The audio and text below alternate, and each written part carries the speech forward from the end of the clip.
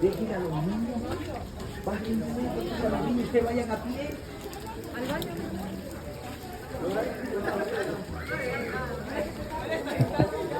Aquí llegó la lluvia y todos están lloviendo, mojándose. No fue tremenda la lluvia. Aquí todos con el camping, ¿no? Increíble. Pero gracias a Dios, solo fue un momento para honrar y gloria de Dios.